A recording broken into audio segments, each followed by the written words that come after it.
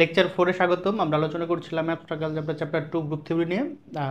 এখানে আমরা কি বলেছে যে কিউ যদি মূলদ সংখ্যার সেট হয়, কিউ প্লাস মানে ধনাত্মক মূলদ সংখ্যার সেট হয়, তাহলে সেক্ষেত্রে আমাদের কি করতে হবে, কিউ একটি গ্রুপ। শর্তটা দেওয়া আছে, অপারেশনটা দেওয়া আছে, A asterisk B A B by three. কোনো কোনো বইয়ে স্টেরিক দেওয়া থাকবে না, এটাও দেওয়া থাকতে পারে যে A compose B A B by three, কোনো সমস্যা নাই। স্টেরিক এবং কম্পোজ দুইটা দ্বারা কি বোঝায়, বাইনারি অপারেশনই বোঝায়। এটা একটা বাইনারি অপারেশন, এটা একটা কি বাইনারি অপারেশন। সুতরাং এটা নিয়ে কোনো ভয় পাওয়ার কোনো কারণ নাই। প্রশ্ন যদি দেওয়া থাকে কি স্টেরিক, আমরা স্টেরিক দিয়ে কাজ করবো। যদি বাইনারি অপারেশন দেওয়া থাকে বাইনারি অপারেশন, কোনো সমস্যা নাই।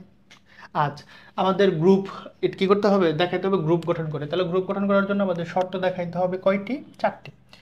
কি কি? আবদ্ধতা বিধি, সংযোজন বিধি, অভেদকের অস্তিত্ব বিধি এবং কি বিপরীতের অস্তিত্ব বিধি। এই চারটা কন্ডিশন যদি কিউ প্লাসের ভিতরে থাকে, মানে ধনাত্মক মূলদ সংখ্যার ভিতরে থাকে, তারপর তাহলেই আমাদের কি কিউ প্লাস একটি গ্রুপ গঠন করবে, তার শর্ত মানবে আর কি।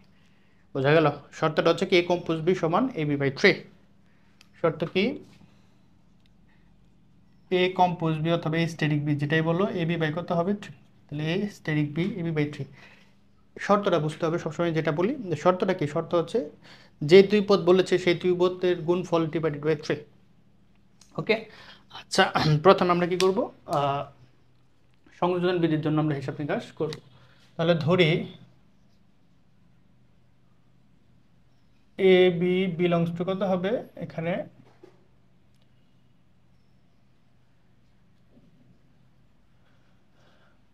এ B belongs to Q plus. তুমি চাইলে এখানে ফরল দিতে পারো, না দিলেও সমস্যা নাই।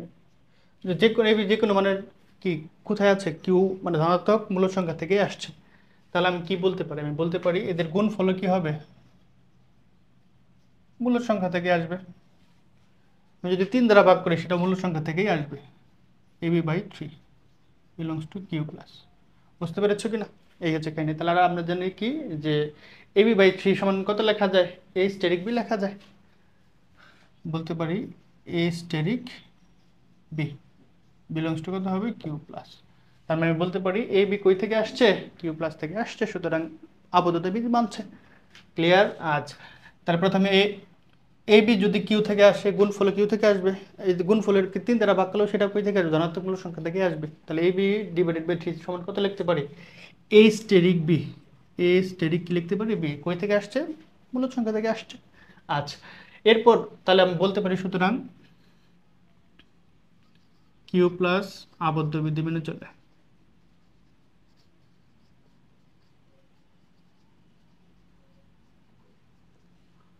সংযোজন বিধির ক্ষেত্রে শর্তটা কি ছিল, শর্তটা ছিল এ কম্পোজ বি সমান কত হবে,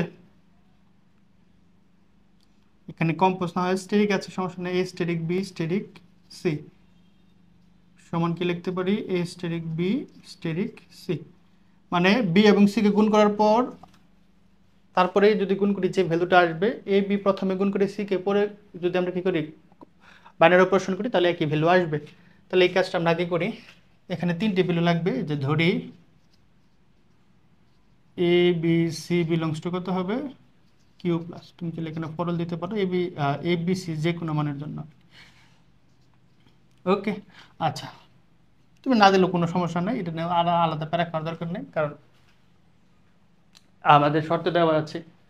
আচ্ছা, এখন আমাদের কাজকে এই কাজটাকে করতে হবে। সুতরাং A asterisk B asterisk C, এক্ষেত্রে আমাদের সবসময় শর্তে দেখে খেয়াল রাখতে হবে। শর্তে কি বলেছে, শর্তে বলেছিল যে যে দুই পদের অপারেশন বাইনারি অপারেশন হবে সেই দুই পদ গুণফল ডিভাইডেড বাই থ্রি।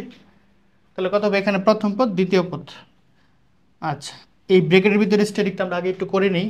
তাহলে এ স্টেরিক বি এবং সি এর আমাদের কি করতে হবে, স্টেরিক করতে হবে, অপারেশন করতে হবে। তাহলে কি হবে, B C divided by three, মানে ওই দুই পদের গুণফল ডিভাইডেড বাই থ্রি। তাহলে B C divided by three. Okay, এখন এটা প্রথম পদ, এটা কি দ্বিতীয় পদ। এই দুই পদের কি করতে হবে, বাইনারি অপারেশন করতে হবে। বাইনারি অপারেশন কি, প্রথম পদ গুণ দ্বিতীয় পদ ডিভাইডেড বাই থ্রি। তাহলে এর সাথে বি সি গুণ করলে কত হবে, এ বি সি, আর নিচে কত হবে থ্রি, আর এ এবং বি এই দুটোর গুণফল ডিভাইডেড বাই থ্রি। তাহলে 3 3 কত হচ্ছে, 9 হচ্ছে। বোঝা গেল কি না? তার মানে এটা সমান কত পেয়েছি, এ বি সি বাই 9। এটাও দেখি কত আসে। সুতরাং A asterisk B asterisk C. এখানেও খেয়াল করতে হবে ব্র্যাকেটের ভিতরের কাজটা আমরা আগে করে নিব। তাহলে এ এবং বি এই দুটোর গুণফল কত হবে? এ বি বাই 3, গুণফলকে 3 দ্বারা ভাগ, গুণফলকে 3 দ্বারা ভাগ লিখলাম। এই যে স্টেরিক আছে, স্টেরিক চিহ্ন দাও সি। এখন এটা এ, এটা কত বি, এই দুই পদের কি করতে হবে? গুণ করতে হবে। তাহলে দুই পদের বাইনারি অপারেশন মানে কি? এই দুই পদ গুণ ডিভাইডেড বাই 3। তাহলে এই দুই পদ এ বির সাথে সি গুণ করলে কত হচ্ছে? A B C. 3 R short 3, 3 গুণ করলে কত হচ্ছে? 9। এই দুইটা সমান আসতেছে। তুমি চাইলে সমীকরণ দিতে পারো, না দিলে কোনো সমস্যা নাই। তাহলে সুতরাং A asterisk B asterisk C সমান A asterisk B asterisk C, দুইটা কি পরস্পর সমান। আর এই দুইটা সমান হইলেই কেবল কি আসবে? আবদ্ধতা বিধি মানবে, সংযোজন বিধি মানবে। তাহলে আবদ্ধ, অবৈধক এবং বিপরীত এই দুটো এই তিনটা কই থেকে আসতে হবে? কিউ থেকে আসবে। আর শুধু সংযোজন বিধির ক্ষেত্রে কি করতে হবে? এই শর্ত মানতে হবে। তাহলে বলতে পারি কিউ প্লাস সংযোজন বিধি মেনে চলে, সংযোজন বিধি মেনে চলে। ওকে, আচ্ছা। এরপরে দেখো অবেদক। তাহলে আমি ধরি কিউ প্লাসের অবেদক উপাদান এ। ধরি কিউ প্লাস এর অভেদক উপাদান ই। তাহলে শর্ত অনুযায়ী কি হবে? এ স্টেরিক ই সমান ই স্টেরিক এ সমান কত হবে? এ। মানে এর সাথে তুমি যাই গুণ করো, সেই ই এর সাথে অভেদক গুণ করলে কত আসবে? বাইনারি অপারেশন করলে কি আসবে? এ আসবে। আচ্ছা, এখন আমি কি করব? আমি সুতরাং লিখতে পারি এ স্টেরিক ই সমান এ, এটা সমান এটা লিখতে পারি। আচ্ছা, এখন আমাদের কাজ হচ্ছে প্রথমটার সাথে তুলনা করি সবসময়। এ এবং ই এই দুইটার যদি বাইনারি অপারেশন করি, দেখো দুইটার গুণফল ডিভাইডেড বাই 3। তাহলে এখানে বি এর জায়গায় কি আছে? ই আছে। দুটির গুণফল এ ই ডিভাইডেড বাই 3 সমান এ। তাহলে এ 3 ভাগ আছে, ওই পাশে গেলে কি হয়ে যাবে? গুণ হয়ে যাবে। তাহলে এ মাইনাস 3 এর সমান 0। তাহলে আমি যদি এ কমন নেই, ই মাইনাস 3 সমান 0। তাহলে এখান থেকে দুইটা মান আসবে, এ সমান 0, ই মাইনাস 3 সমান কত আসবে? 0। তাহলে ই সমান 3। যে উৎপাদক হয় এটা সমান 0 অথবা ই মাইনাস 3 সমান 0। প্রশ্ন হচ্ছে কোনটা নেব?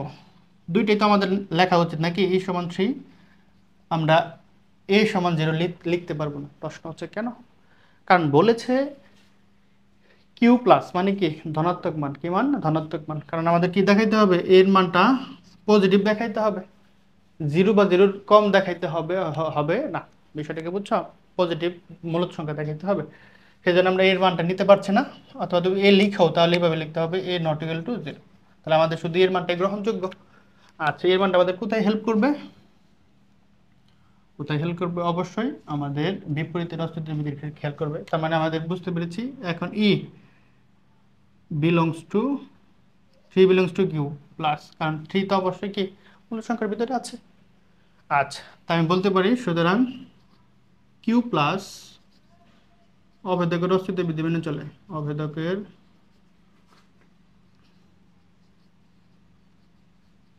অস্তিত্ব বিধি মেনে চলে। এখন সর্বশেষ বিপরীতের অস্তিত্ব বিধি ধরি এ এর বিপরীত উপাদান এ ইনভার্স। তাহলে শর্ত অনুযায়ী কি হবে? এ বাইনারি কম্পোজ বা a asterisk binary operation B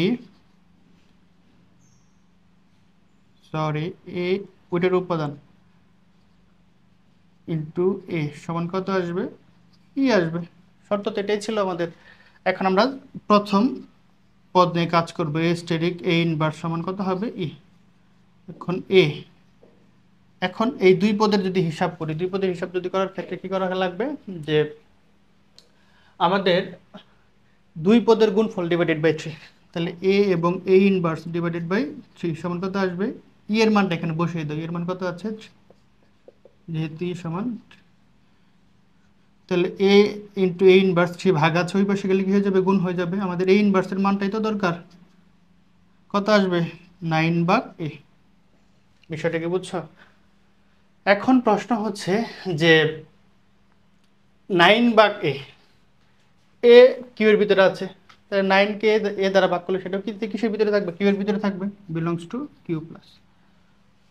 তাহলে কি আমি বলতে পারি না যে এটা কি এই চারটা কন্ডিশনই মানছে? কেন? কারণ প্রথম, তৃতীয় এবং চতুর্থ তিনটা কন্ডিশন ওই শর্তের ভিতরে থাকতে হবে, আর দ্বিতীয় কন্ডিশনের ক্ষেত্রে কি সংযোজনের ক্ষেত্রে এই শর্ত মানতে হবে। তাহলে সবগুলোই ঠিক আছে, আমি বলতে পারি। সুতরাং কিউ প্লাস কি বিপরীতের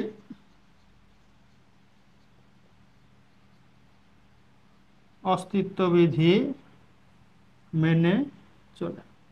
তাহলে বলতে পারি প্রদত্ত সূত্র অনুযায়ী কি এটি একটি কি গ্রুপ গঠন করে। সুতরাং প্রদত্ত সমস্যাটি একটি গ্রুপ গঠন করে, কারণ সবগুলো শর্তই মেনেছে।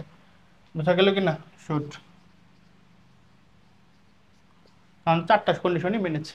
একই টাইপের প্রশ্ন হচ্ছে কি A asterisk B A B by 7, একই হিসাব নিকাশ ক্যালকুলেশন।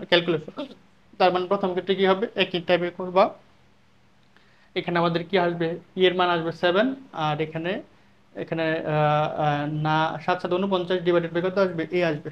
এই হচ্ছে আমাদের বাড়ির কাজ, মানে তোমাদের বাড়ির কাজ এটা করবা। প্রশ্নে 100% এটা দিবে এরকম না, পেঁচা দিতে পারে, এবি বাই 5 দিতে পারে, এবি বাই 7 দিতে পারে। স্টেপ একইগুলো, ধারা একইগুলো। তোমাদের এটাই ছিল বাড়ির কাজ। এরপরে আমরা কি করব, এরপর আমরা ম্যাট্রিক্স সংক্রান্ত কিছু সমস্যার সমাধান করব। দেখা হচ্ছে লেকচার 5-এ।